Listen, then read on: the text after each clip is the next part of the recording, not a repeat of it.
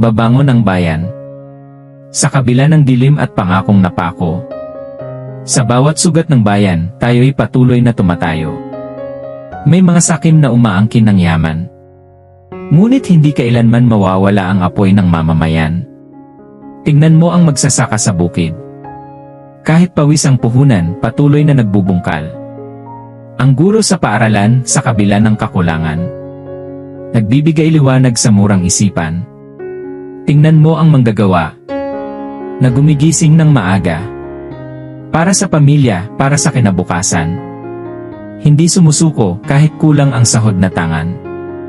At tayo, mga Pilipino, may lakas na hindi matitinag ng kahit anong gulo. Dugo ng mga bayani ang dumadaloy sa ating ugat.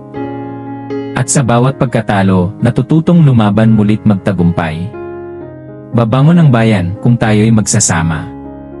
Kung ang bawat kamay ay magsisilbing haligi ng pag-asa. Kung ang bawat tinig ay magiging sigaw ng katotohanan. At ang bawat puso ay magiging ilaw ng kinabukasan. Hindi kailanman matatapos sa korupsyon ang kwento. Dahil ang huling pahinay nasa ating mga palad. At isusulat natin ito hindi ng takot o pangamba. Kundi ng tapang, dangal at pagkakaisa. Babangon ang bayan. At sa araw na yon, hindi na anino ng kasakiman ang ating kasama. Kundi liwanag ng pag-asa.